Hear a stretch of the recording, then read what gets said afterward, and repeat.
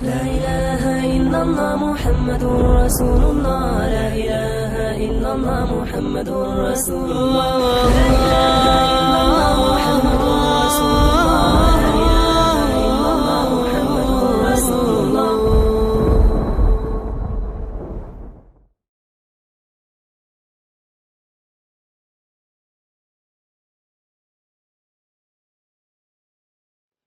السلام علیکم ورحمۃ اللہ وبرکاتہ.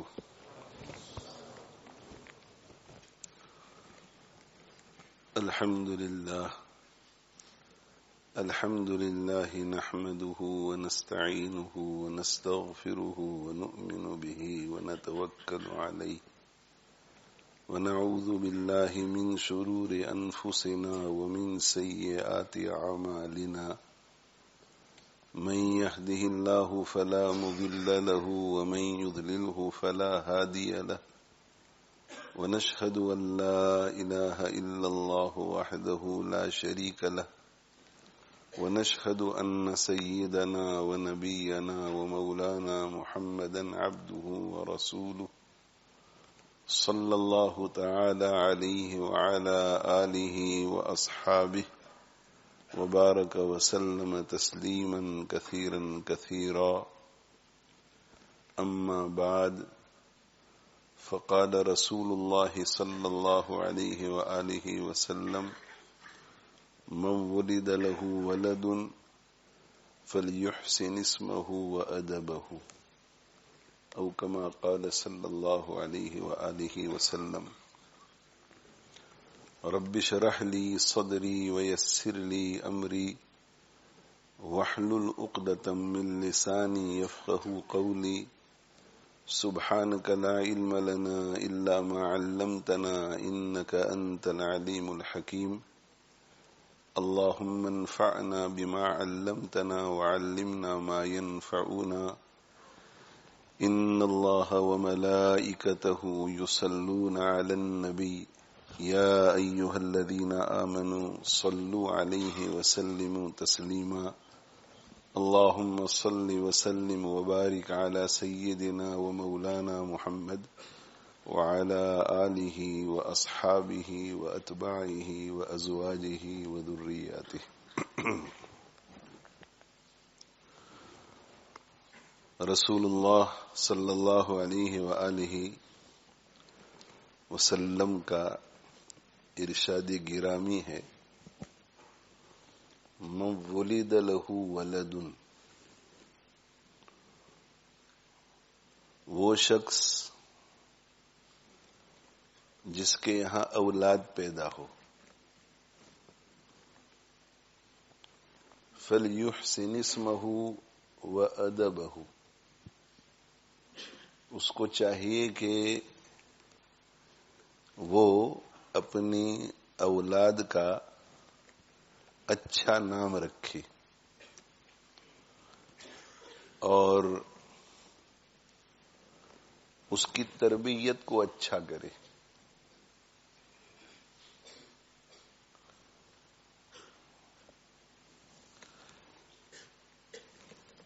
یہ ذمہ داری باپ کی بھی ہے اور ماں کی بھی.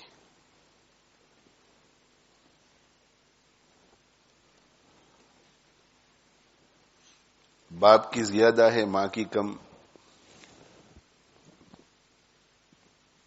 لیکن ذمہ داری دونوں کی ہے کہ اپنی اولاد کی اچھی تربیت کرے.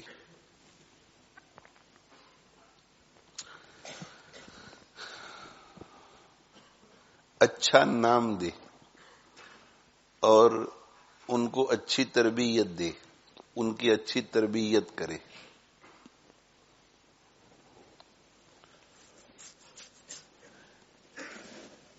اس حدیث پاک میں آپ صلی اللہ علیہ وآلہ وسلم نے دو باتوں کی طرف مجھے اور آپ کو متوجہ کیا ہے،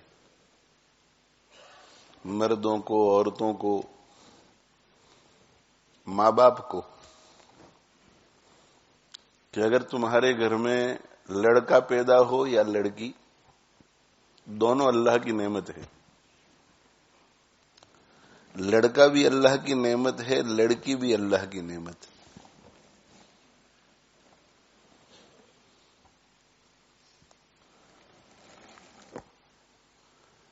اللہ کے نبی صلی اللہ علیہ وآلہ وسلم کو اللہ تعالی شانہ نے لڑکے بھی دیے، لڑکیاں بھی دی،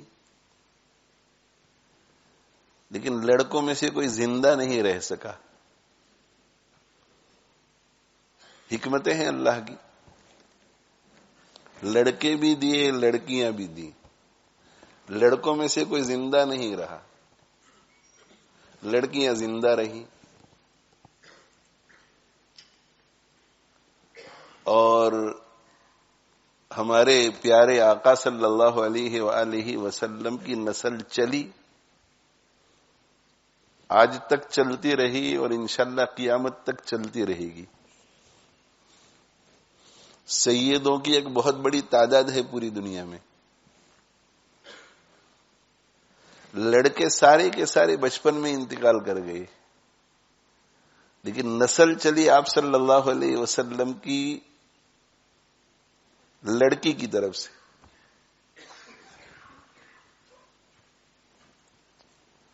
حضرت فاطمہ رضی اللہ تعالی عنہا کے دو بیٹے حسن اور حسین رضی اللہ تعالی عنہما، ان سے آگے نسل چلی۔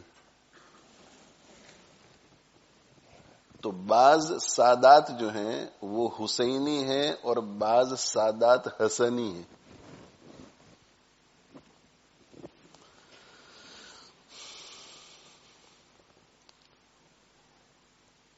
تو اللہ تعالی شانہ بعضوں کو صرف لڑکے دیتے ہیں، بعضوں کو صرف لڑکیاں دیتے ہیں،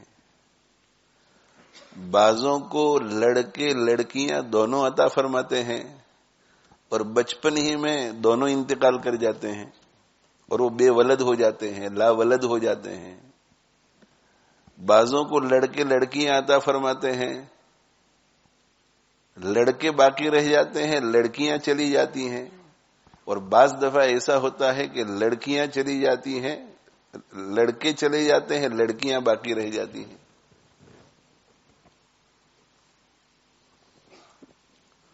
اور بعضوں کو اللہ اولاد دیتے ہی نہیں۔ اللہ تعالی شانہ کی حکمتیں ہیں۔ یہب لمن یشاء اناثا ویہب لمن یشاء الذکور، جس کے لیے اللہ چاہتے ہیں لڑکیاں عطا فرماتے ہیں، جس کے لیے چاہتے ہیں لڑکے عطا فرماتے ہیں۔ او یزوجہم ذکرانا و اناثا، اور اللہ چاہتے ہیں تو لڑکے لڑکیاں دونوں عطا فرماتے ہیں۔ ویجعل من یشاء عقیما، اور جسے چاہتے ہیں اللہ بے اولاد رکھتے ہیں۔ تو جس حال میں اللہ رکھے اس پہ راضی رہنا چاہیے۔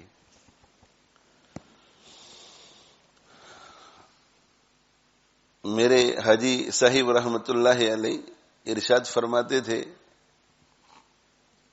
کہ اولاد کا ہونا نعمت، اگر اولاد ملتی ہے تو نعمت، اس لیے کہ اولاد کبھی کبھی دنیا میں کام آتی ہے، دنیا میں کام آتی ہے، باپ کو سپورٹ کرتی ہے، ماں باپ کی دیکھ بھال کرتی ہے، اور کبھی کبھی اولاد ایسی ہوتی ہے کہ دنیا میں بھی نفع پہنچاتی ہے، آخرت میں بھی نفع پہنچاتی ہے۔ کبھی ایسا بھی ہوتا ہے کہ دنیا میں نفع نہیں پہنچا سکتی مگر آخرت میں نفع پہنچاتی ہے۔ باپ ایک ملک میں رہتا ہے، بیٹا دوسرے ملک میں رہتا ہے، وسائل ایسے ہیں، حالات ایسے ہیں کہ ماں باپ کے پاس پہنچ نہیں سکتا، تو دنیا میں نفع نہیں پہنچا سکتا مگر آخرت میں نفع پہنچاتا ہے۔ تو اولاد جو ہے، اولاد نعمت، نعمت اس لیے کہ ماں باپ کے لیے دنیا میں نفع بخش ہوتی ہے، آخرت میں نفع بخش ہوتی ہے۔ اور کبھی ایسا بھی ہوتا ہے کہ اولاد جو ہے بگڑ جاتی ہے،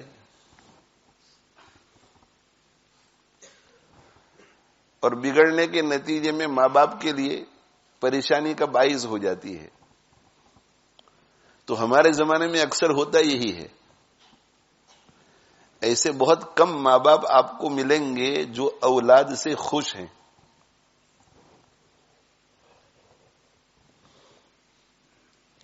5 اولاد ہے، 4 سے خوش ہے تو 1 سے پریشان ہے، 1 سے خوش ہے تو 4 سے پریشان ہے. کبھی دنیاوی اعتبار سے پریشان تو کبھی اخروی اعتبار سے پریشان، اور خاص طور پہ جو دینی ذہن کے ہوتے ہیں وہ زیادہ پریشان، اس لیے کہ بے دینی کا ماحول ہے. اولاد کو جس راہ پہ وہ چلانا چاہتے ہیں اس راہ پہ اولاد چلتی نہیں ہے، تو ایسی اولاد تو نعمت نہیں ہے.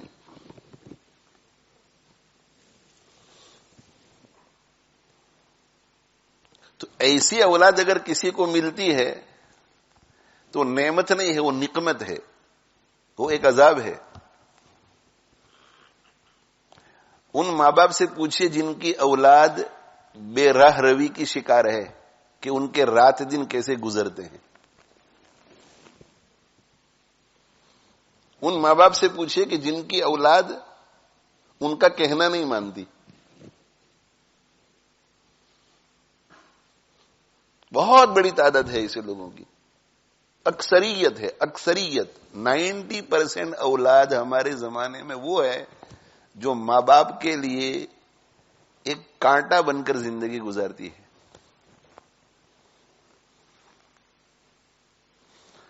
اپنے ہی اولاد کی برائی کون کرے گا بھائی؟ سب صبر کر کے بیٹھے ہوئے ہوتے ہیں. باپ بھی صبر کیے بیٹھا ہوا ہوتا ہے، ماں بھی صبر کیے بیٹھی ہوئی ہوتی ہے.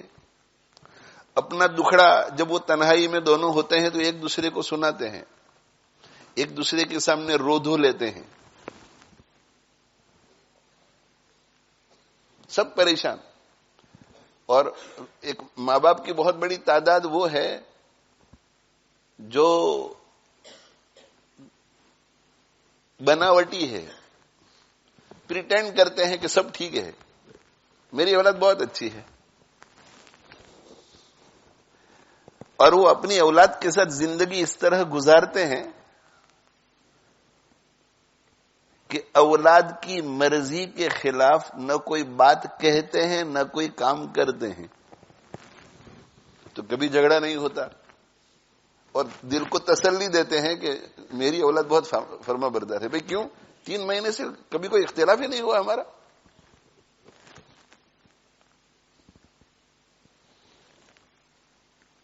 وہ ایک آسان راستہ تلاش کرتے ہیں، آسان راستہ ڈھونڈتے ہیں کہ پریٹینڈ کرو کہ کچھ گڑبڑ ہے ہی نہیں، سب ٹھیک ہے، ایوری تھنگ از اوکے. اور اولاد کی مرضی کے خلاف نہ کوئی کام کرو نہ کچھ کہو.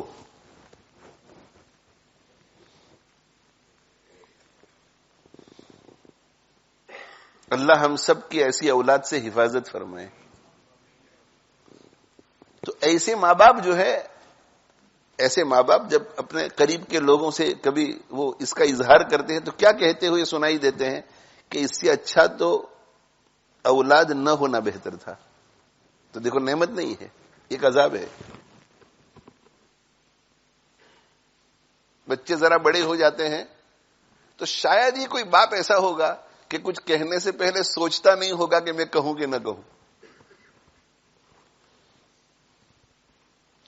وہ اولاد جو بظاہر دینی لباس میں ہے، کرتے قمیص میں ہے، کرتے شلوار میں ہے، سر پہ امامہ ہے، سر پہ ٹوپیاں ہیں، چہرے پہ داڑھیاں ہیں، نقاب اور حجاب ہیں، یعنی وہ اولاد جو دیندار نظر آتی ہیں ان کے ماں باپ بھی کچھ کہنے سے پہلے 100 مرتبہ سوچتے ہیں. وہ اولاد جنہوں نے علم حاصل کیا ہے، علم مدارس میں رہ کر علم حاصل کیا ہے، لڑکے بھی لڑکیاں بھی، ان کے ماں باپ بھی 100 مرتبہ سوچتے ہیں کہ کہوں کہ نہ کہوں. ایک حقیقت ہے میرے بھائیو، قبول کرو نا، یہ باہر کی حقیقت ہے. آج کل اساتذہ کا بھی یہی حال ہے کہ ان کو سوچنا پڑتا ہے کہ طالب علم کو نصیحت کروں کہ نہ کروں، اس کو کوئی کام کی بات کہوں کہ نہ کہوں.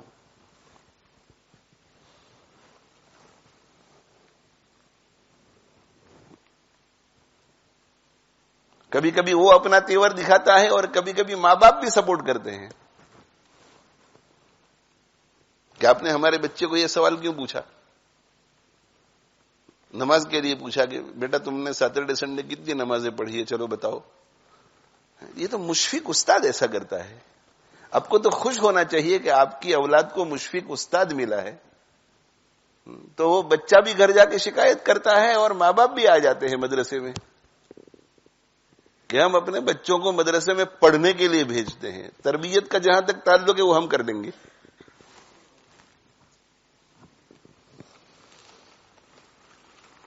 حالانکہ ابھی آگے آئے گا کہ تربیت کے باب میں یہ ماں باپ کی ذمہ داری ہے کہ ایسے استاد کو ڈھونڈے جو تعلیم بھی دے سکے اور تربیت بھی کر سکے.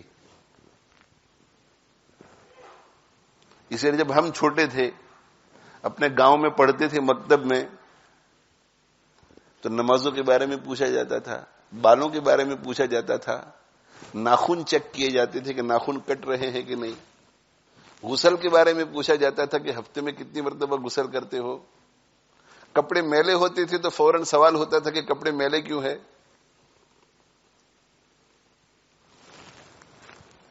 وہ میاں جی جو تھے ہمارے مکتب کے، انہوں نے اپنے ذہن میں یہ نہیں سوچا تھا کہ ہماری ذمہ داری صرف کیا ہے، پڑھانا ہے. نہیں، پڑھانا اور اس بچے کو ایک اچھا مسلمان بنانا ہے، ایک اچھا انسان بنانا ہے، ایک اچھا مسلمان بنانا ہے. تو جس حد تک وہ تربیت کر سکتے تھے وہ تربیت کرتے تھے. ایسا اگر کوئی استاد مل جائے جو ہمارے بچے کی تربیت کی بھی فکر کرتا ہو، اس سے بڑھ کر اور نعمت کیا ہو سکتی ہے.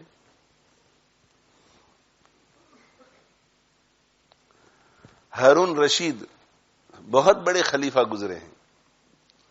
وہ ایک دن کہیں جا رہے تھے اور بیٹے ان کے جو تھے مامون اور امین، دو بیٹے تھے ان کے، تو مامون اور امین کو ایک استاد جی کے سپرد کیا تھا کہ آپ ان کی تربیت کرو.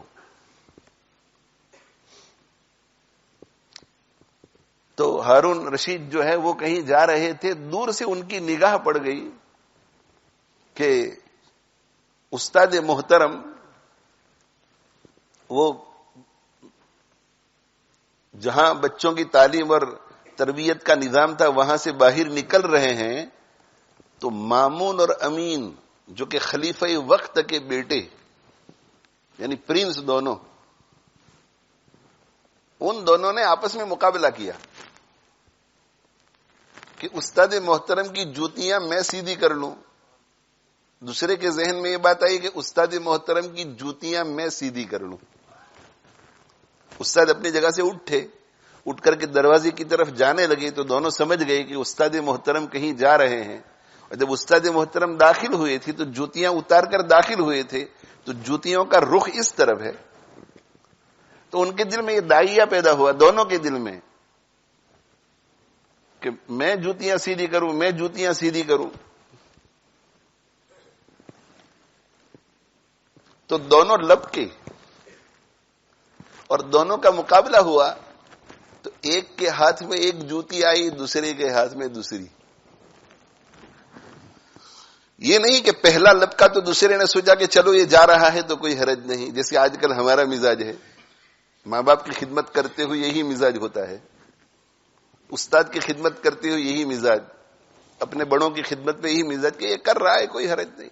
دونوں لپکے اور آخری وقت تک مقابلہ کیا، یہاں تک کہ ایک جوتی اس کے ہاتھ میں آ گئی، ایک جوتی اس کے ہاتھ میں آ گئی. جوتیاں سیدھی کر لی، جوتیاں پہن لی استاد جی نے دیکھا نہیں کہ خلیفہ یہ وقت یہ سارا منظر دیکھ رہا ہے.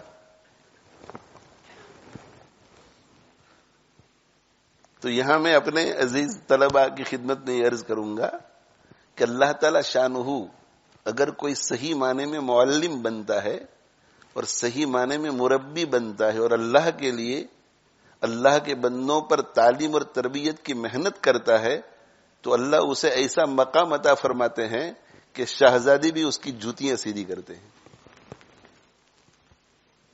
یہ علم کا خاصہ ہے. آج کل اگر ہماری عزت نہیں ہو رہی ہے وہ اس وجہ سے کہ ہم علم کی عزت نہیں کر رہے ہیں. اگر علم کی عزت ہمارے دلوں میں ہوتی تو اس کو حاصل کرنے میں ہم سب کچھ لٹا دیتے, سب کچھ لٹا دیتے, سب کچھ قربان کر دیتے, جیسے ہمارے اسلاف نے سب کچھ قربان کیا تھا. یحییٰ ابن ابی کثیر رحمہ اللہ تعالی فرماتے ہیں, امام مسلم رحمۃ اللہ نے ان کا ایک قول نقل کیا ہے, لا یستطاع العلم براحۃ الجسم. علم جو ہے نا, علم تک جسم کی راحت کے ساتھ رسائی نہیں ہو سکتی. آپ یہ چاہیں کہ آپ راحت سے اور آرام سے علم حاصل کریں, یہ نہیں ہو سکتا. العلم عز لا ذل فیہ, علم میں عزت ہی عزت ہے, ذلت نہیں. لیکن یحصل بذل لا عز فیہ, لیکن علم حاصل کرتے ہوئے ذلت اختیار کرنی پڑے گی, مٹانا پڑے گا اپنے آپ کو, جھکانا پڑے گا استاد کے سامنے, اس کی کڑوی کسیلی سننی پڑے گی, ڈانٹ ڈپٹ سننی پڑے گی, اس کے اصول کے مطابق چلنا پڑے گا. اگر اس کی قدر ہوتی ہمارے دلوں میں, اس کی عزت ہوتی ہمارے دلوں میں, تو اس کے لیے سب کچھ قربان کرتے, اور پھر اس کی عزت اور اس کی قدر ہوتی تو پوری زندگی اس کو بڑھاتے رہتے.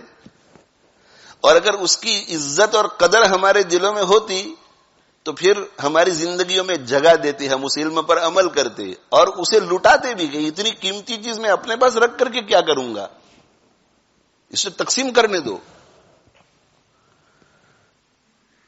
تو تاریخ آپ اٹھا کر دیکھیے, 1400 سال کی تاریخ, جنہوں نے علم کی عزت کی اللہ نے ان کو عزت عطا فرمائی. ہم علم کی عزت نہیں کر رہے ہیں تو اللہ ہمیں عزت نہیں دے رہا ہے.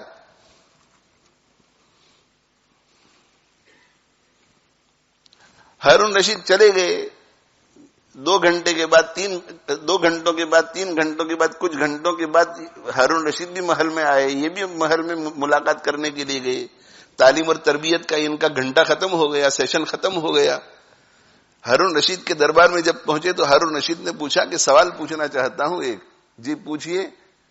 کہ میری یہ جو سلطنت ہے اس میں سب سے زیادہ عزت والا آپ کو کون نظر آ رہا ہے؟ تو کہ امیر المومنین آپ سے بڑھ کر عزت والا کون ہو سکتا ہے؟ تو کہا کہ نہ, میں سب سے زیادہ عزت والا نہیں ہوں. تو پھر آپ بتائیے آپ کی نظر میں سب سے زیادہ عزت والا کون ہے؟ کہ میری نظر میں سب سے زیادہ عزت والا وہ ہے کہ جب وہ جوتیاں پہننے کا ارادہ کرے تو اس کی جوتیاں سیدھی کرنے کے لیے خلیفہ وقت کے بیٹے آپس میں لڑ پڑے. یہ سب سے زیادہ عزت والا ہے. اب تھوڑی دیر کے لیے سوچئے نا, خلیفہ وقت اور اس کے بیٹے, ایک استاد جسے ہم معمولی نظر سے دیکھتے ہیں, وہ استاد کی جوتیاں سیدھی کرے تو استاد کو بلا کر ڈانٹنا چاہیے کہ میرے بیٹوں کے پاس ایسا کام کروا رہے ہیں آپ.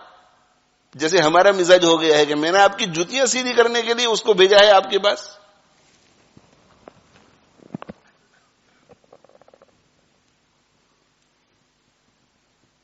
اور پھر خزانچی کو بلایا, وزیر کو بلایا, اور وزیر سے کہا کہ میرے دونوں بیٹوں کو 500 اشرفیاں دو, 500 اشرفیاں, 500 درہم دو ان کو. کیوں؟ اس لیے کہ یہ علم اور عمل دونوں سیکھ رہے ہیں, محنت کر رہے ہیں. ایک تو تحریری امتحان ہوتا ہے اور یہ عملی امتحان. میں نے دیکھا کہ یہ علم اور عمل سیکھ رہے ہیں میرے بیٹے, تو ان کو تو انعام دو 500.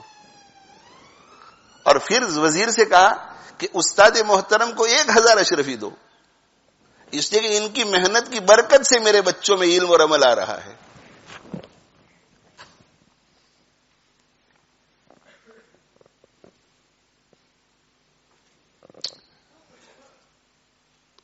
تو یہ مزاج میرے بھائیوں ہونا چاہیے کہ ہمارے بچوں کی تربیت ہو, ایسا مدرس مل جاوے جو ان کے پیچھے علمی محنت بھی کرے, عملی محنت بھی کرے. الحمدللہ الحمدللہ الحمدللہ. متقی پرہیزگار ہو, مستقل اس کا ذکر دوسری جگہ پہ ہونا چاہیے تھا, مگر یہ شروع ہی میں آ گیا. تو میں یہ کہہ رہا تھا کہ سوچنا پڑتا ہے استاد کو بھی آج کل کے کہوں کہ نہ کہوں, کہوں کہ نہ کہوں. ہو سکتا ہے کہ یہی چڑھائی کر دی. ہو سکتا ہے کہ ماں باپ چڑھائی کریں بعد میں.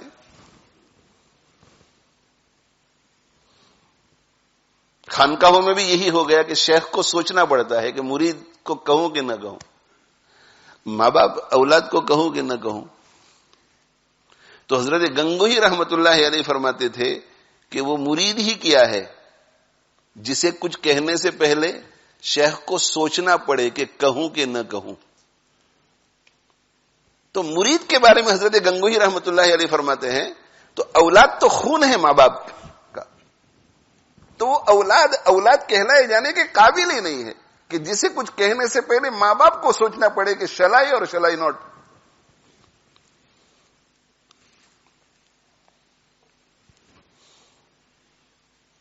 تو بھائی ایسی اولاد کا نہ ہونا تو رحمت ہے.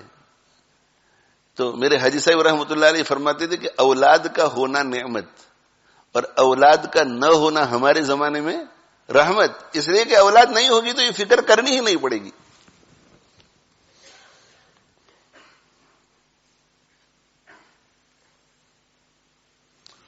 تو اللہ جل جلالہ وعم نوالہ جب لڑکے دے یا لڑکیاں, کچھ نہ دے تو بھی خوش رہو, دے تو بھی خوش رہو, صرف لڑکے دے تو بھی خوش رہو, صرف لڑکیاں دے تو بھی خوش رہو.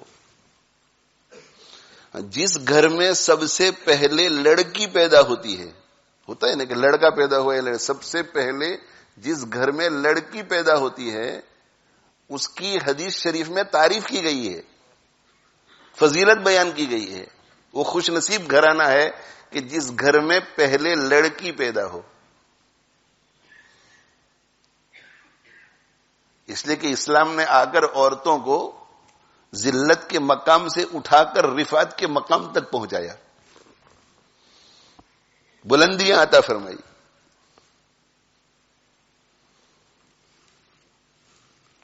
تو حدیث شریف میں یہ بتلایا گیا کہ جب کسی کے ہاں اولاد پیدا ہو تو باپ کی بھی ذمہ داری ہے, ماں کی بھی ذمہ داری ہے, ماں کی کچھ ذمہ داری, باپ کی کچھ ذمہ داری, دونوں کو اپنی ذمہ داریاں ادا کرنی چاہیے اپنے اپنے دائرے میں رہ کر.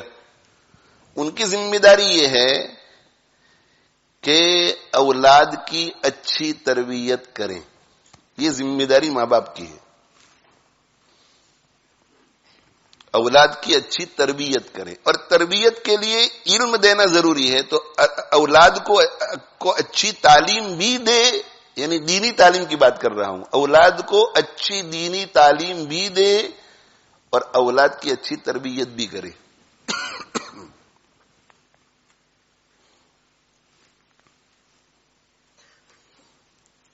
تعلیم اور تربیت میں فرق کیا ہے؟ تعلیم کا معنی یہ ہے کہ اولاد کو یہ معلوم ہو جائے کہ مجھے کیا کرنا ہے اور کیا نہیں کرنا ہے. یہ معلوم ہو جائے, مجھے 5 وقت کی نمازیں پڑھنی ہے, یہ معلوم ہو جائے کہ 5 وقت کی نمازیں پڑھنی ہیں. نماز کے لیے کیا کیا شرائط ہیں, نماز کے کیا کیا قوانین ہیں, کیا کیا رولز ہے, کیا کیا ریگولیشنز ہے. بدن کا پاک ہونا ضروری ہے, کپڑوں کا پاک ہونا ضروری ہے, جگہ کا پاک ہونا ضروری ہے, حدث اصغر سے پاک ہونا ضروری ہے, حدث اکبر سے پاک ہونا ضروری ہے, نجاست حقیقیہ سے پاک ہونا ضروری ہے, قبلے کی طرف رخ کرنا ضروری ہے, فجر کی 2 سنتیں ہیں, 2 فرض ہیں, 1 رکعت میں 1 رکوع ہے, 2 سجدے ہیں, وغیرہ وغیرہ. احکام معلوم ہو جائے کہ یہ کرنا ہے, یہ نہیں کرنا ہے, یہ کرنا ہے, یہ نہیں کرنا ہے, یہ کرنا ہے, یہ نہیں, یہ معلوم ہو جائے. یہ کرنا ہے فرض ہے, یہ کرنا ہے واجب ہے, یہ کرنا ہے مگر واجب اور فرض نہیں, سنت مؤکدہ, یہ کرنا ہے مگر سنت غیر مؤکدہ, یہ کرنا ہے مگر مستحب ہے, یہ کرنا ہے مگر نفل ہے, یہ نہیں کرنا ہے حرام ہے, یہ نہیں کرنا ہے مکروہ تحریمی ہے, یہ نہیں کرنا ہے مگر مکروہ تنزیہی ہے. یہ معلوم ہو جائے. پوری شریعت کا علم نہیں, اس کو اپنی زندگی میں جتنے رولز اور ریگولیشنز معلوم کرنے کی ضرورت ہے اتنا اس کو علم ہو جائے. اور علم کا یہ حصہ بھی ہے کہ اسے یہ بھی معلوم ہو جائے کہ جتنا مجھے سکھا دیا گیا ہے اگر کسی مرحلے پر اس میں سے کسی چیز کو میں بھول جاؤں تو مجھے دوبارہ سیکھنا ہے، اور اگر مجھے جتنا سکھایا ہے اس کے علاوہ علم کی مجھے زندگی میں کسی وقت ضرورت پیش آ جائے تو مجھے علماء سے سیکھ کر اس کے مطابق عمل کرنا ہے. اتنی تعلیم اس کے پاس ہو، تعلیم علم ہو اس کو جتنی ضرورت ہے. اور تربیت کا کیا معنی؟ تربیت کا معنی یہ ہے کہ اس کی ذہن سازی ایسی کی جائے، اس کو اس طرح سے نرچر کیا جائے، اس کو اس طرح سے موٹیویٹ کیا جائے کہ وہ اس علم کے مطابق ہی زندگی گزارے.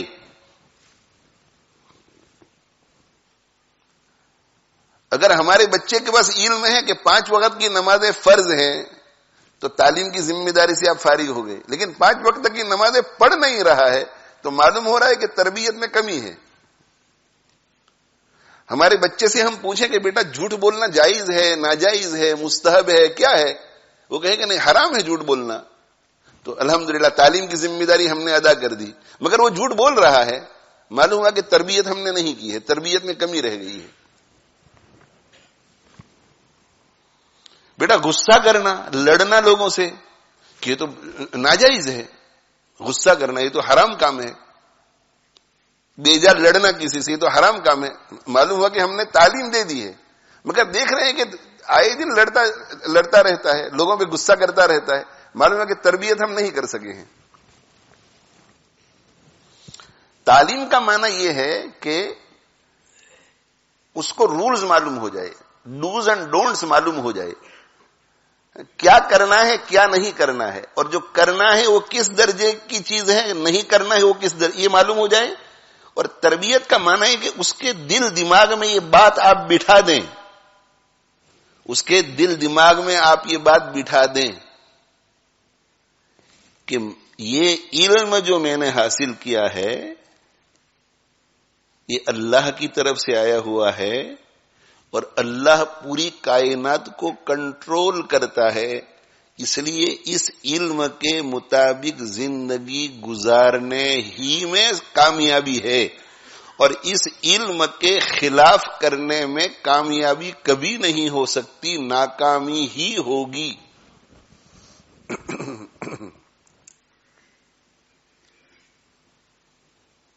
آدمی جب زکات نکالتا ہے، زکات تو مال کم ہوتا ہے یا زیادہ ہوتا ہے؟ ظاہر میں کیا نظر آتا ہے؟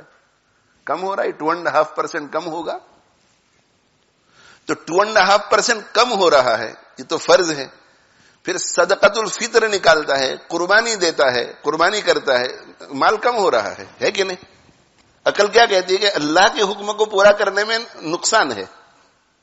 پھر جو ہے وہ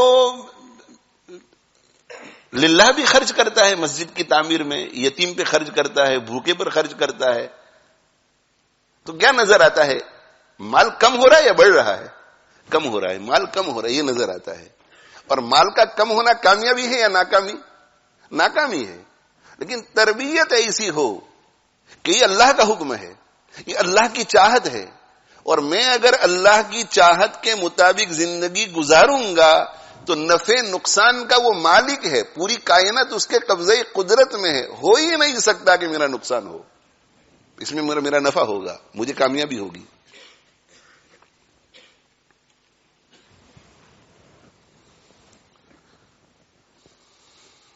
اور ایک شخص سود لیتا ہے، انٹرسٹ لیتا ہے، انٹرسٹ 13%، 14%، تو مال بڑھے گا یا گھٹے گا؟ بڑھے گا. بھائی ظاہری اعتبار سے بات کر رہا ہوں، مال بڑھے گا یا گھٹے گا؟ مال بڑھے گا. بڑھے گا تو کامیابی ہے یا ناکامی؟ کامیابی. کامیابی نظر آتی ہے، کامیابی، مگر تربیت ایسی ہو کہ نفع نقصان کا مالک اللہ ہے، پوری کائنات اللہ کے قبضے قدرت میں ہے، اللہ نے سود لینے سے منع کیا ہے، ہو ہی نہیں سکتا کہ اس میں کامیابی ہو، نہیں ہو سکتا، چاہے عقل کو ایسا نظر آئے کہ کامیابی ہے. یہ ہے تربیت. کامیابی میری صرف اور صرف اللہ کے حکم کو پورا کرنے میں ہے، اللہ کے حکم کو پامال کرنے میں، چاہے پوری دنیا کی عقلوں کو یہ نظر آئے کہ کامیابی ہے مگر ناکامی ہے. وَلَا تَقُولُوا لِمَنْ يُقْتَلُ فِي سَبِيلِ اللَّهِ أَمْوَاتٌ، جو اللہ کے راستے میں قتل کر دیے جاتے ہیں ان کو مردے مت کہو، بل احیاء، بلکہ وہ زندہ ہیں۔ بھئی کیا نظر آتا ہے جب کوئی اللہ کے راستے میں مارا جاتا ہے، جب کوئی دشمن حملہ کرتا ہے، جب کوئی ظالم مسلط ہو جاتا ہے اور کسی کو قتل کرتا ہے تو کیا نظر آتا ہے؟ نقصان، نقصان۔ اور قرآن کیا کہتا ہے؟ علم کیا کہتا ہے؟ علم یہ کہتا ہے کہ نقصان نہیں، نفع ہے، نفع۔ وہ زندہ ہو جاتا ہے، وہ مرتا نہیں، وہ زندہ ہو جاتا ہے۔ تاریخ میں جتنے شہید ہیں ان شہیدوں کا نام آج زندہ ہے، اور جو شہید نہیں ہوئے ان کے نام کم زندہ رہتے ہیں۔ وہ زندہ ہے، بل احیاء، وہ زندہ، وہاں بھی زندہ یہاں بھی زندہ۔ عند ربہم یرزقون، وہ اپنے پروردگار کے یہاں زندہ ہے، انہیں روزی بھی دی جاتی ہے۔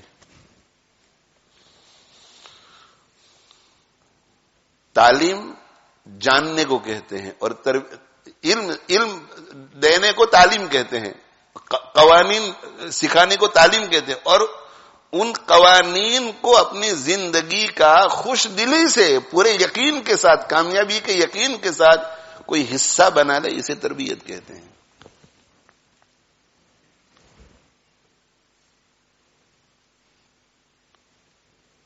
یہ تعلیم اور تربیت بہت اہم، بہت اہم۔ کامل انسان تعلیم اور تربیت سے بنتا ہے۔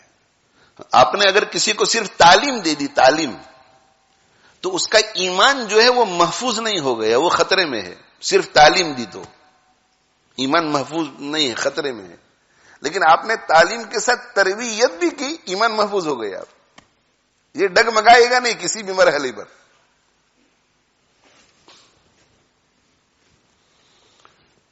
تو اللہ کے نبی صلی اللہ علیہ وآلہ وسلم نے ماں باپ کو یہ کہا کہ جس کے یہاں اولاد پیدا ہو کیا ذمہ داری ہے ان کی؟ اچھی تربیت، اچھی تربیت کرنا ان کی ذمہ داری۔ اور اچھی تربیت کا کیا معنی کہ اس کا حصہ علم بھی، آپ علم ہی نہ دیں، علم نہ دیں اور یہ ذہن بنائے آپ کہ اللہ کے جتنے بھی احکام ہیں کامیابی ان میں ہے۔ علم کے بغیر علم ہی نہیں ہے کہ کیا حکم ہے اللہ کے، یہ کوئی تربیت تھوڑی ہوئی۔ علم دیں اور علم دینے کے بعد پھر تربیت کریں، یعنی علم دینے کے ساتھ ساتھ یہ تربیت کریں۔ اسی لیے آپ دیکھیے کہ جس شعبے میں یا جس حصے کی ہماری تربیت ہوئی ہے ہم اس میں بالکل چونو چرا نہیں کرتے، آنکھ بند کر کے مان لیتے ہیں، اور آنکھ بند کر کے مان لیتے کہ ہمارا فائدہ اسی میں ہے، ہمارا فائدہ اسی میں۔ کوئی اگر یہ کہے کہ صبح 1:30 بجے سے لے کر رات کو 9:30 بجے تک بھوکا رہنا، پیاسا رہنا، یہ تو تمہاری صحت کے لیے مضر ہے، ہم کہتے ہیں نا، اس لیے کہ صحت دینے والا اللہ ہے۔ اور اس نے اگر کہا ہے کہ 1:30 بجے سے لے کر 9:30 بجے تک تم بھوکے رہو، یہ ہو ہی نہیں سکتا کہ ہماری صحت خراب ہو، نہیں ہو سکتا یہ، اس لیے کہ اس کے کنٹرول میں ہے۔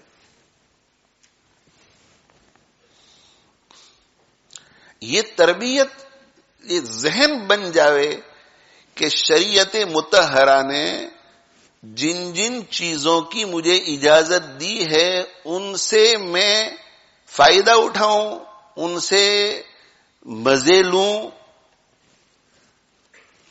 جو چاہے میں کروں، لیکن میری کامیابی اس میں ہے کہ شریعت مطہرہ نے مجھے جن کاموں کو کرنے کے لیے کہا ہے ان کاموں کو کرنا ضروری، اور جن کاموں سے روکا ہے ان کاموں سے بچنا ضروری۔ اگر میں نے ایسا نہیں کیا تو میں ناکام۔ یہ دل میں یہ بات بیٹھ جاوے۔ فجر کا وقت آئے اور سستی طاری ہو جائے تو کہ نہیں میرا نقصان ہوگا، مجھے جانا ہی پڑے گا۔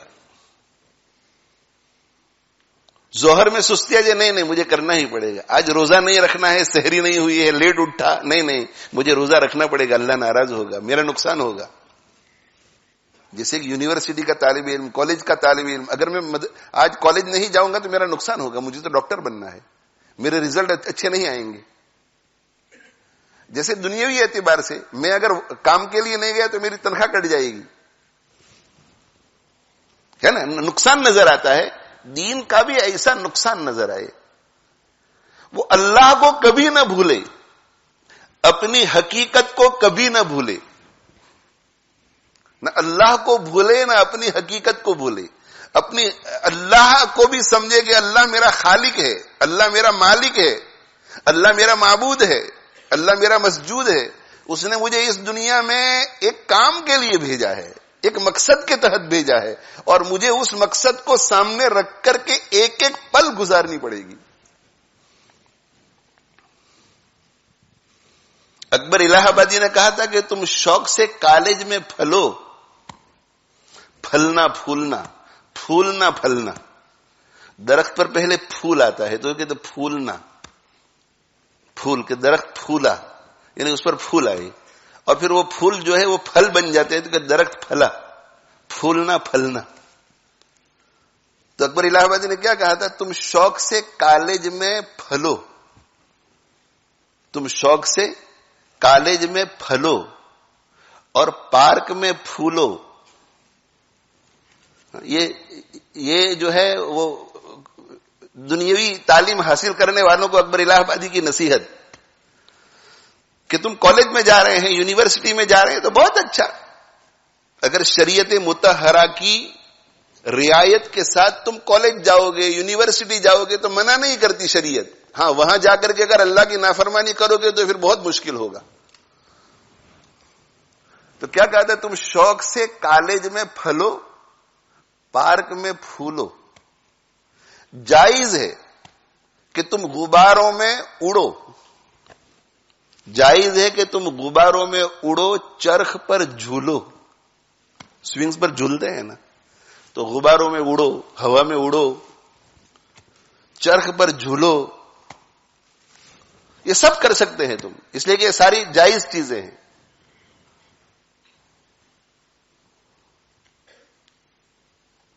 بس ایک سخن بندے ناچیز کا رہے یاد.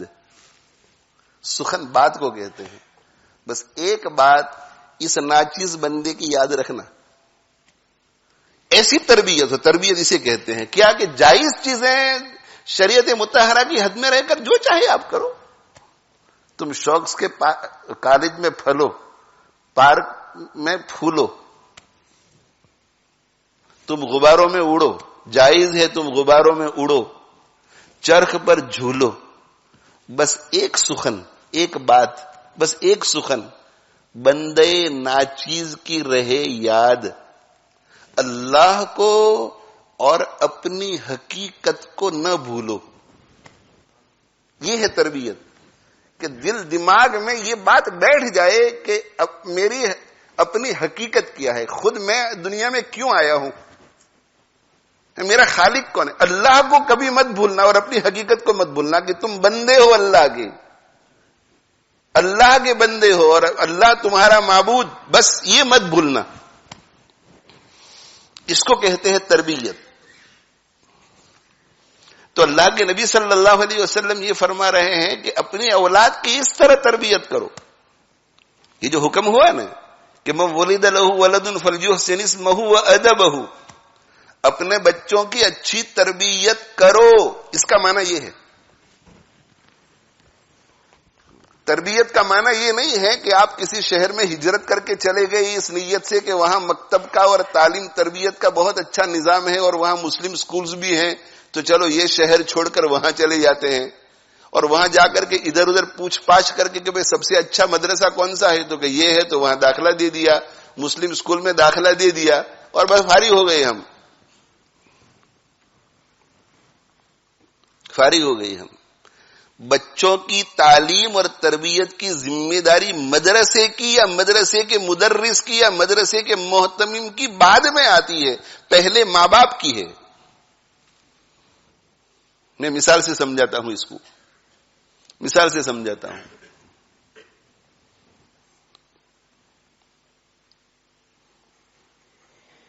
میرے ذمے مفتی صاحب کے 10,000 پاؤنڈ ہے اور میں نے افروز بھائی کو دیے کہ یہ مفتی ابراہیم صاحب کو پہنچا دو. اب 2 آدمیوں کی ذمہ داری ہو گئی, میری بھی ہو گئی اور افروز بھائی کی بھی ہو گئی.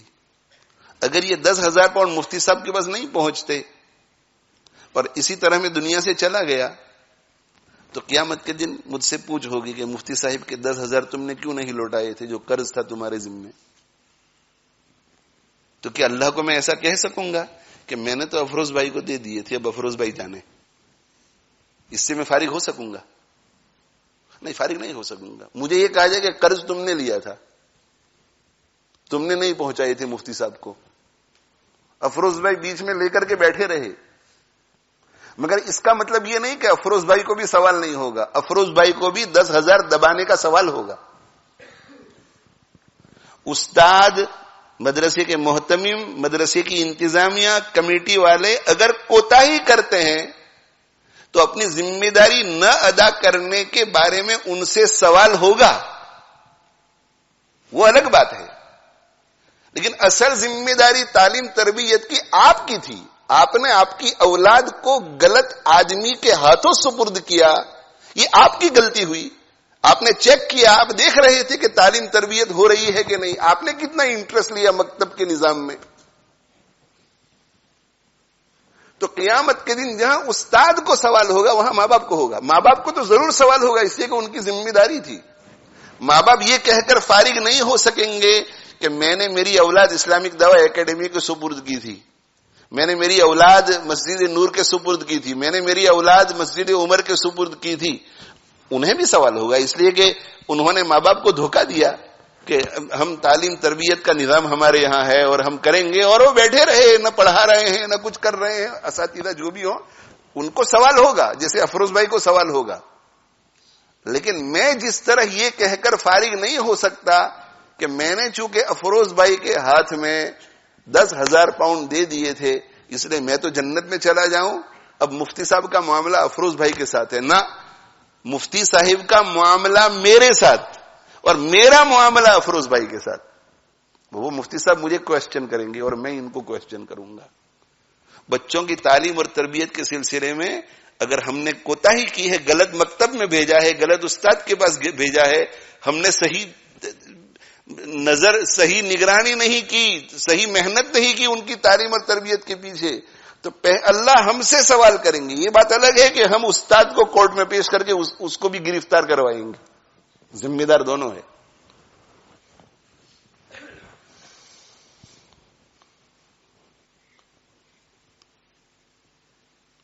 ہر ماں باپ سے سوال ہوگا، ماذا علمتہ وماذا ادبتہ. یہ دو ذمہ داریاں ہیں، صرف تعلیم نہیں. اور دیکھو آج کل جو مکتب کا نظام ہے وہاں تربیت کم ہوتی ہے، وقت 2 گھنٹے ہوتے ہیں، 2 گھنٹے میں 30 بچوں کو سنبھالنا. استاد تعلیم اور تربیت کیسے کرے گا؟ پھر یہ کہ 2 گھنٹے ہیں، ان 2 گھنٹے صرف، اور 22 گھنٹے استاد کے پاس نہیں رہتے. استاد جو کچھ سکھا رہا ہے اس پر عمل کر رہا ہے نہیں کر رہا ہے وہ تو گھر میں دیکھا جائے گا نا. استاد نے تو سکھا دیا کہ بیٹا دیکھو کھانے سے پہلے بسم اللہ و برکت اللہ پڑھا کرو، لیکن یہ پڑھانا یہ استاد کھانے کے وقت میں ہوتا ہے، یہ تو ہمیں کرانا پڑے گا. یہ کام تو ہمیں تربیت ہمیں کرانی پڑے گی. فل ٹائم کے جو مدارس ہوتے ہیں جہاں 24 آورز بچوں کو ہم داخل کرا دیتے ہیں تو وہاں جو ہے تعلیم اور تربیت کا پورا نظام ہوتا ہے، وہ مدرسے کی پھر ذمہ داری ہوگی. لیکن ہم ذمہ داری سے فارغ نہیں ہو سکتے، ہمیں نگرانی کرنا پڑے گا. ہمارا بچہ ہمارے گھر آئے تو ہمیں نظر رکھنی پڑے گی کہ بچہ جو ہے فارغ اوقات میں کس قسم کے دوستوں کے ساتھ اٹھتا بیٹھتا ہے. اس سے آپ کو اندازہ ہو جائے گا نمازیں پڑھتا ہے کہ نہیں، نماز جماعت کے ساتھ پڑھتا ہے کہ نہیں، علماء کرام کے بیانات میں بیٹھ رہا ہے یا نہیں. لیکن نہیں، ہم پریٹینڈ کرتے ہیں اور خود کو دھوکے میں ڈالتے ہیں کہ میرا بچہ بہت شریف ہے، بہت اچھا بچہ ہے، بہت نیک لڑکا ہے. میں تو کبھی کبھی تعجب کرتا ہوں ان ماں باپ پر جو فل ٹائم مدرسے والوں کو بھی چیلنج کرتے ہیں کہ آپ ہمارے بچوں کے ساتھ ایسا کر رہے ہیں. ارے اللہ کے بندے، تیرا بچہ ہمارے پاس زیادہ رہتا ہے، وہ 4 سال سے ہمارے پاس رہتا ہے، تیرے پاس تو صرف چھٹیوں میں آتا ہے. کتنی دیر کے لیے آتا ہے؟ اور وہ تجھے بیوقوف بناتا ہے شریف رہ کر کے. 4 5 7 دن تیرے پاس شریف رہتا ہے، اس سے تجھے کیا پتا چلتا ہے؟ ہمارے پاس تو یار 24 گھنٹے رہتا ہے مدرسے میں. مدرسے والوں کو جتنا معلوم ہوتا ہے اتنا کسی کو معلوم نہیں ہوتا.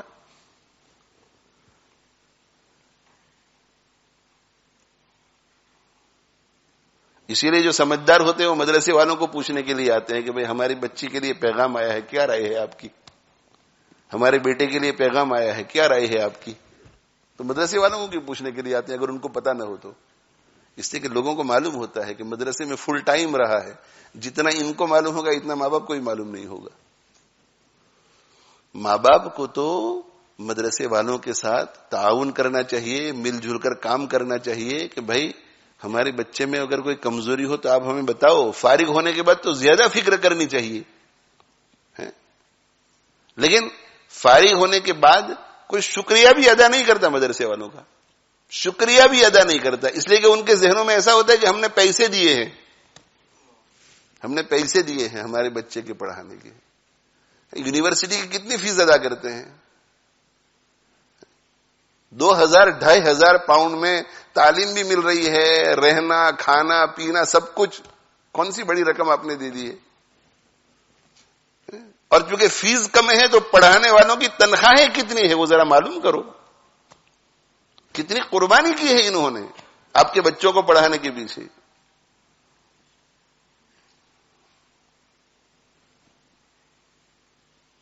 بہت کم ایسا ہوتا ہے، بہت کم، بہت کم. ایک آدھ باپ نکلتا ہے 3, 4, 5 سال کے بعد کہ جو بار بار میسج کرتا ہے کہ بھئی ہمارا بیٹا فارغ ہو گیا ہے مگر آپ ہی کا بیٹا ہے. جو غلطی آپ کو نظر آئے آپ بلا جھجک ٹوکیے اس کو، آپ اس کو اس سے وہ کام کروائیے جو اسے کرنا چاہیے. بہت کم. ورنہ عربی اول میں جب بچے کو داخل کرتے ہیں وہ بچہ پڑھنے کے لیے آمادہ نہیں ہوتا تو اس وقت اتنے منکسر المزاج بن کر کے آتے ہیں کہ بیٹا آپ کا ہے، ذرا خیال رکھیے، آپ ہی کے سپرد ہے. پھر بڑی محنتوں کے بعد وہ پڑھنے لگ جاتا ہے اور اب وہ تیز رفتاری کے ساتھ چلتا ہے، ثالثہ رابعہ میں آ جاتا ہے تو پھر دھیرے دھیرے تیور بدلتے ہیں اور فارغ ہو جانے کے بعد تو ہم نے پڑھایا ہمارے بچے کو. کیا کنٹریبیوشن ہے آپ کا پڑھانے میں؟ سوائے فیس دینے کے آپ کا کیا کنٹریبیوشن ہے؟ تھوڑی کڑوی بات ہے مگر کہنا پڑتا ہے. فیس دینے کے علاوہ آپ کا کیا کنٹریبیوشن ہے؟ پڑھانے میں کیا کنٹریبیوشن ہے آپ کا؟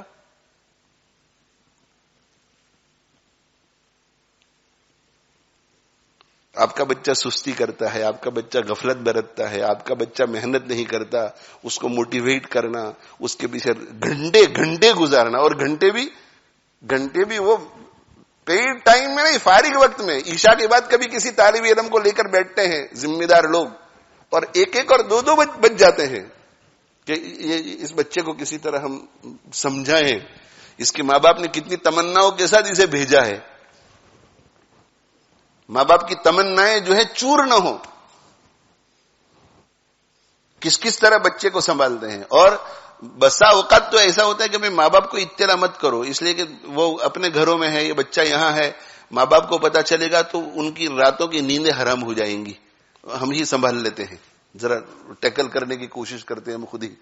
ابھی مت کہو ماں باپ کو. کتنی فکر کرتے ہیں، کتنی سرپھوڑی کرتے ہیں ان کے پیچھے.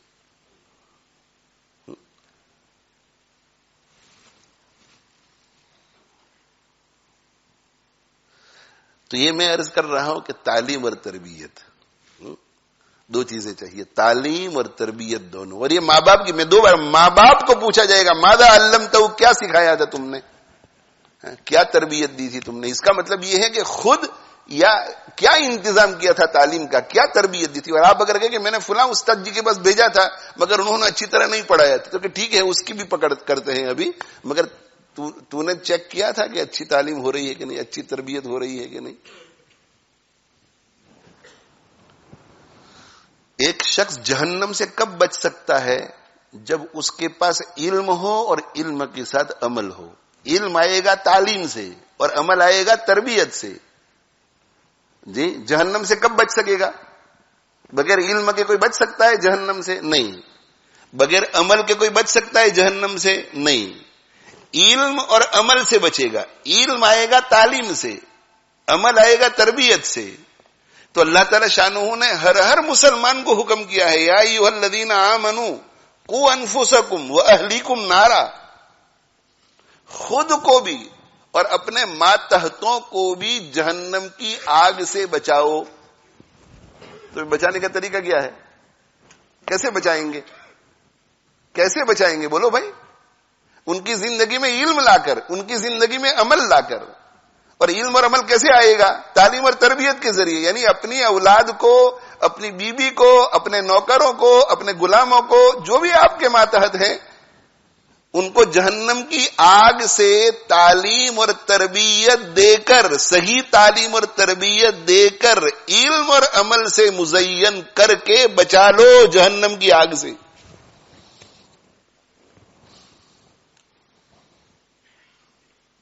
مفتی محمد تقی عثمانی صاحب دامت برکاتہم ارشاد فرماتے ہیں کہ اس میں بہت بہت بڑا اشارہ ہے، یا واضح اشارہ ہے کہ اگر کوئی شخص اپنے آپ کو دیندار بنا کر کے بیٹھا رہے گا، وہ جہنم کی آگ سے نہیں بچ سکے گا.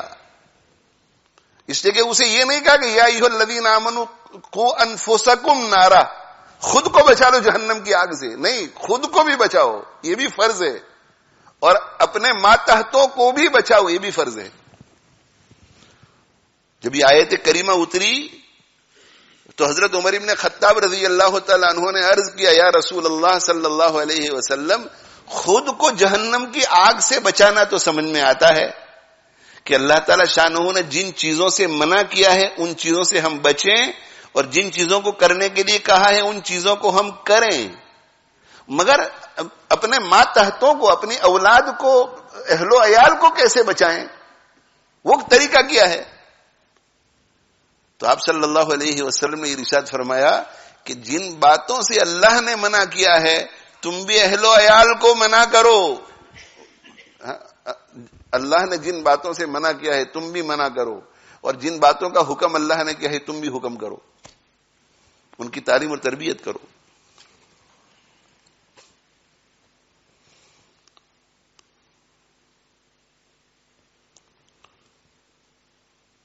آج کل میرے بھائیوں، آج کل اس میں ہم بہت پیچھے ہیں. میری گزارشات کو بہت دھیان سے سمجھیے، بس ختم ہو رہا ہے. اس مضمون کو آئندہ ہفتے میں کنٹینیو کروں گا. بہت پیچھے ہیں ہم، بہت پیچھے. بہت پیچھے کا کیا مطلب؟ ایک دنیا کا نقشہ اپنے سامنے رکھو اور دین کا نقشہ اپنے سامنے رکھو. ہم ہماری اولاد کی دنیاوی اعتبار سے بھی فکر کرتے ہیں، دینی اعتبار سے بھی. دنیاوی اعتبار سے تربیت کرتے ہیں، دینی اعتبار سے. سوچ لو میرے بھائیوں کہ دینی اعتبار سے جو ہماری تربیت ہے اس کے پیچھے ہم کتنی محنت کرتے ہیں، اور دنیاوی اعتبار سے جو محنت ہے اس کے پیچھے کتنی محنت کرتے ہیں. دینی اعتبار سے جو تربیت ہے اس کے پیچھے ہماری کتنی محنت ہوتی ہے. ہمارا بچہ جو ہے سیکنڈری میں داخل ہونے سے پہلے ہی ہمارے ذہن میں اس کے بارے میں ایک آرزو پیدا ہو جاتی ہے کہ میں میرے بیٹے کو ڈاکٹر کی شکل میں دیکھنا چاہتا ہوں، میں میرے بیٹے کو فلاں شکل میں دیکھنا چاہتا ہوں. پرائمری ہی سے، بلکہ ہو سکتا ہے کہ پیدائش ہی سے ہمارے ذہن میں نقشہ آ جائے، اور اس کے مطابق جو ہے چلاتے ہیں ہم. اس کے مطابق چلاتے ہیں یعنی کیا کہ پرائمری میں اس لائن کی رہنمائی اس کی کرو، اس کے اوپر محنت کرو، سیکنڈری کے اندر فلاں سبجیکٹس کے اوپر اس کی محنت کراؤ. یعنی ماں باپ کو پتا ہے کہ میرے ذہن میں جو ایک نقشہ ہے کہ میرا بیٹا یونیورسٹی لیکچرر بن جائے، تو یہاں سے لے کر یونیورسٹی لیکچرر بنانے تک میں راستے میں کن کن چیزوں کی ضرورت پڑے گی، وہ باپ جو جسے پتا نہیں ہوتا وہ بھی معلوم کرتا ہے کہ کیا کیا کرنا ہے، اور بچپن سے شروع ہو جاتا ہے. ذہن سازی بھی کرتا ہے اور برابر اسکول پہ برابر نظر. اسکول کا ہر رپورٹ پڑھتا ہے، اور رپورٹ پڑھ کر کے پھر بچے کے پیچھے محنت کرتا ہے.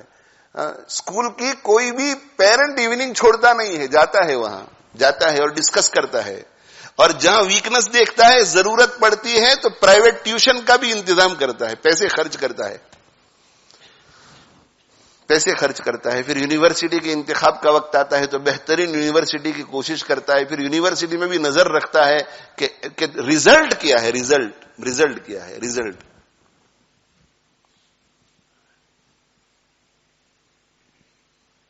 میں دنیاوی تعلیم کو حقارت کی نظر سے نہیں دیکھتا. یہ بھی ایک سائنس ہے، ہنر ہے. یہ بھی دنیاوی علوم جتنے بھی ہیں وہ ہنر ہے. بڑے بڑے محققین امام غزالی رحمۃ اللہ علیہ وغیرہ نے کہا ہے کہ علم قرآن اور علم حدیث کے علاوہ باقی جتنی چیزیں ہیں ان کو علم نہیں کہا جائے گا. آپ سائنس کہہ سکتے ہیں، اسے آپ ہنر کہہ سکتے ہیں. دنیاوی زندگی میں یہ چیزیں کام آتی ہیں. علم صرف ایک ہے، وہ جو اللہ کے پاس سے آیا ہوا ہے. اس کے علاوہ کسی چیز کو عربی زبان میں علم کہنا صحیح نہیں ہے. یہ الگ بات ہے کہ آج کل ہم ماڈرن زمانے میں رہتے ہیں تو بہت سی زبانوں سے ایسی باتیں نکلتی ہیں کہ بھئی یہ بھی علم ہے اور یہ بھی علم ہے، لیکن نہیں. اصطلاحی اور ٹیکنیکل ٹرم میں علم ایک ہی ہے علم، اور وہ نبوت کا والا علم ہے. اس لیے کہ وہ دنیا میں بھی کام آتا ہے، موت کے وقت بھی کام آتا ہے، قبر میں بھی کام آتا ہے، اور مرنے کے بعد بھی کام آتا ہے. اور اگر کسی ایسے عالم کو جس نے علم کی عزت کی اگر آپ اسے فقر کی حالت میں دیکھتے ہیں کہ بھئی مولانا صاحب کی عزت تو بہت ہے لوگوں کی نظروں میں، لیکن دیکھو نا بیچارے کرائے کے 1-2 بیڈ روم کے مکان میں رہتے ہیں. کس نے کہا کہ کامیابی ہے؟ ارے بھائی اس کا سینہ کتنا سکون سے بھرا ہوا ہے وہ ذرا جا کر دیکھیے نا. کون کہتا ہے کہ سکون نہیں ہے؟ اسے 2 بیڈ روم کے مکان میں وہ سکون ہے جو آپ کو پیلس میں نہیں مل سکتا. اسے دال روٹی میں وہ سکون ہے جو آپ کے مرغن غذاؤں میں نہیں مل سکتا.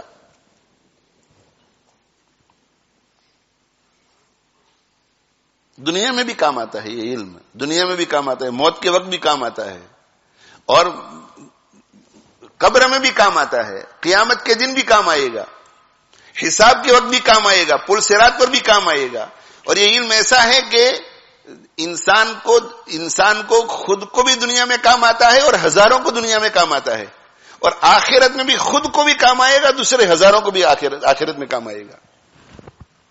اس کے پڑھانے کی وجہ سے کتنے لوگ شکریہ ادا کریں گے کہ آج آپ کی وجہ سے ہم جنت میں جا رہے ہیں، اللہ آپ کو جزائے خیر عطا فرمائے. پھر وہ سفارش کرے گا کہ اللہ تعالیٰ اختیار دیں گے کہ سفارش کرو آپ. جو سب سے پہلے سفارش کرنے والے لوگ ہوں گے انبیاء علیہم الصلوۃ والسلام، ان کے بعد علماء ہوں گے، سب سے پہلے علم والے لوگ سفارش کریں گے.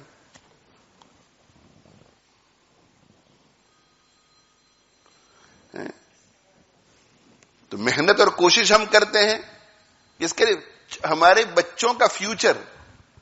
تو یہ جو دنیاوی تعلیم ہے، دنیاوی تعلیم، اس میں تو ہمارے بچے کا موت تک کا فیوچر ہے، موت تک کا، قبر تک کا فیوچر، موت تک کا فیوچر ہے. اور یہ جو علم دین ہے اس میں موت کے بعد جنت تک کا فیوچر ہے. تو اگر اس کے لیے جو آپ محنت کر رہے ہیں، ہم اس محنت کو کم کرنے کی تلقین آپ کو نہیں کر رہے ہیں، وہ کرتے رہیے جتنی آپ کر رہے ہیں وہ صحیح ہے، مگر اس سے 100 گنا زیادہ آپ کو اپنی اولاد کی دینی تربیت کی فکر کرنی چاہیے تھی. کیوں بھائی؟ اس لیے کہ اگر آپ نے بچوں کی تعلیم اور تربیت کی فکر نہیں کی تو مرنے کے بعد یہ خود تو جہنم میں جائے گا، لیکن جہنم میں جانے سے پہلے انگلی اس کی آپ کی طرف ہوگی. اللہ کے دربار میں وہ کہے گا کہ میرے باپ سے پوچھئے کہ اس نے میری تعلیم اور تربیت کا کیا انتظام کیا تھا. آج میں جہنم میں اس لیے نہیں جا رہا ہوں کہ میرا بد کردار تھا، میرے بد کردار کا سبب میرا باپ تھا، میری ماں تھی.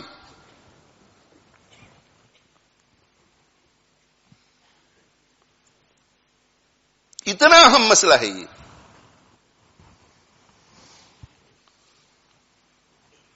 اللہ تعالیٰ شانہ ہم سب کو بھائی توفیق عطا فرماوے، سب کو سمجھ عطا فرماوے. ہاں، میں صرف سمجھانے کے لیے کہہ رہا ہوں کہ اگر کسی کے پاس دنیاوی علم زیرو ہے، زیرو، دنیا ABCD بھی نہیں جانتا، زیرو جی، تو ٹھوکریں کھاتے کھاتے بھی قبر تک پہنچ جائے گا. ایسے دنیا میں ان پڑھ کم لوگ ہیں، بے شمار ان پڑھ لوگ ہیں. فیکٹری کے مالک ہیں جن کو سگنیچر نہیں آتی، وہ انگوٹھے سے سائن کرتے ہیں. سمجھے؟ فیکٹری کے مالک، بڑی بڑی فیکٹریوں کے مالک ہیں جو ان پڑھ، اور ان کے یہاں کام کرنے والے بڑے بڑے ڈگری والے ان کے کارخانوں میں نوکری کرتے ہیں. اور اگر ایسی ترقی نہیں ملی تو کوئی بات نہیں، سوکھی روٹی دال کھا کر کے کسی طرح قبر تک پہنچ جائے گا. لیکن میرے بھائیوں، اگر قبر تک پہنچ جانے کے بعد اس کی دینی اعتبار سے تعلیم اور تربیت ہوئی تھی، پھر اس کے لیے مزے ہی مزے ہیں.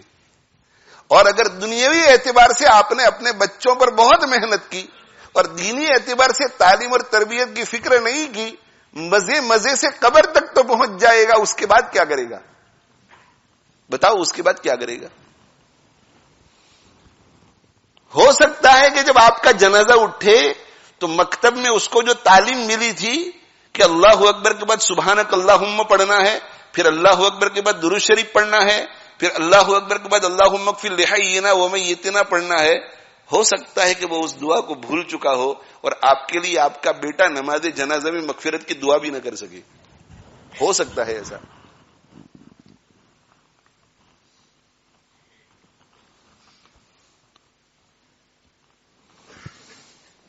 اللہ ہماری حفاظت فرمائے. بچوں کو دنیاوی تعلیم دینے کا شوق ہے تو دنیاوی تعلیم دو. بس ایک سخن بندے ناچیز کا رہے یاد، اللہ کو اور اپنی حقیقت کو مت بھولو. مرنا ہے، ایک دن مرنا ہے. آپ کی اولاد کو قبر میں جانا ہے. ہو سکتا ہے کہ آپ نے ڈگری لے لی، آپ کے بیٹے نے ڈگری حاصل کر لی اور ڈسٹنکشن کے ساتھ پاس ہوا، اور ہو سکتا ہے کہ دنیا کا سب سے بڑا آرکیٹیکٹ بن گیا، دنیا کا سب سے بڑا ڈاکٹر بن گیا، دنیا کا سب سے بڑا انجینئر بن گیا، دنیا کا سب سے بڑا ہارٹ اسپیشلسٹ بن گیا، لیکن پتا چلا کہ 45 سال کی عمر میں ملک الموت آئے اور انتقال کر گیا. ارے بھائی انتقال کر گئے، یہ تو 45 ایئرس کی عمر میں انتقال کر گیا میرا بیٹا، 50 ایئرس کی عمر میں انتقال کر گیا. تو میں نے جس چیز کے پیچھے محنت کی تھی وہ تو سب یہی رہ گیا، اور مرنے کے بعد کی زندگی کے لیے تو میں نے کوئی محنت نہیں کی. یہ بیٹا آخرت میں جا کر وہاں کی ہولناکیوں کو دیکھ کر باپ کے اوپر لعنت کرے گا کہ میرے باپ نے مجھے اس جہنم میں پھنسایا.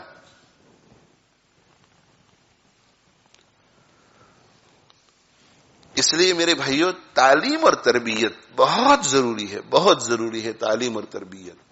بچوں کو علم دین کا ذوق شوق نہیں ہے، وہ جانا چاہتے ہیں دنیاوی تعلیم کی طرف، کوئی حرج نہیں. مگر دنیاوی تعلیم جن اداروں میں، جس ماحول میں دنیاوی تعلیم وہ حاصل کرنا چاہتے ہیں، اس میں بھیجنے سے پہلے ان کو چاروں طرف سے حفاظت کا سامان تو ان کے لیے فراہم کرو. ایسے کون ماں باپ ہے کہ بیٹے کو اچانک شوق پیدا ہو گیا کہ میں یہ سمندر میں چھلانگ لگاؤں، سب چھلانگ لگا رہے ہیں، مجھے بھی چھلانگ لگانا ہے، اور ماں باپ کو پتا ہے کہ ہمارا بیٹا تیرنا نہیں جانتا، کون چھلانگ لگانے دے گا؟ پکڑ لیں گے بیٹے کو، روئے گا تو بھی پکڑ لیں گے، اور بیٹے سے کہیں گے بیٹا پہلے لیسن لے لو تم سوئمنگ کے اندر، پھر چھلانگ لگانا. سمندر میں جب بیٹا چھلانگ لگانا چاہتا ہے تو پہلے سوئمنگ سکھا کر کے اسے پریپیئر کرتے ہیں. تو آپ الہاد کے ماحول میں جب اپنی اولاد کو دنیاوی تعلیم کے لیے بھیجتے ہیں تو اس سمندر میں چھلانگ لگانے سے پہلے کم سے کم اسے تیرنا تو سکھاؤ، تاکہ اس کا ایمان محفوظ رہے، اس کا دین محفوظ رہے، اسے اچھی صحبت بری صحبت کا علم ہو، اسے معلوم ہو کہ بری صحبت سے ہوتا کیا ہے، اچھی صحبت سے ہوتا کیا ہے.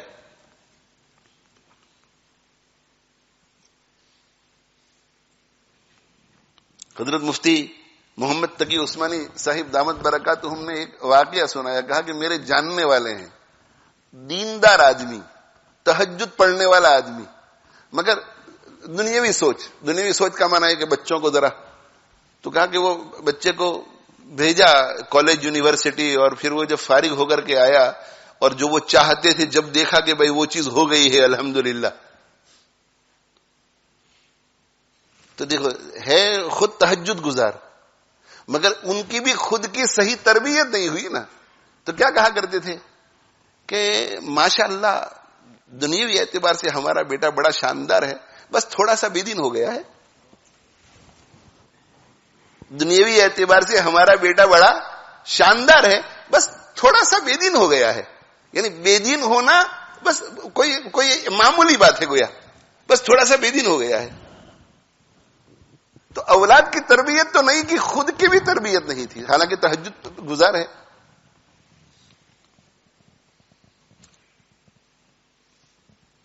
اس لیے میرے بھائیوں، ہمیں جو ہے اس کی طرف خاص توجہ کرنی ہے. بچوں کو پیار بھی دینا ہے, بچوں کے ساتھ محبت بھی کرنی ہے, اور پیار محبت سے جیسے چھوٹا سا پودا ہوتا ہے نا, تو پودا جو ہوتا ہے تو یوں پودا جب اسے بڑا کیا جاتا ہے, یہ تربیت ہے کہ پودا اس قابل ہو جائے کہ پھل دے. بچوں کی تربیت ایسی کرو کہ وہ پھل دینے کے قابل ہو جائے, آخرت کا پھل دینے لگے. جو جس کی تربیت آخرت کی ہوئی وہ دنیا میں بھی پھل دے گا, اور جس کی دنیا کے لیے تربیت ہوئی ہے آخرت میں تو پھل نہیں دے گا, مگر دنیا میں بھی نہیں دے گا. اس کے خود کے ایکسپینسز اتنے ہوں گے کہ وہ ماں باپ کو کیا دے گا.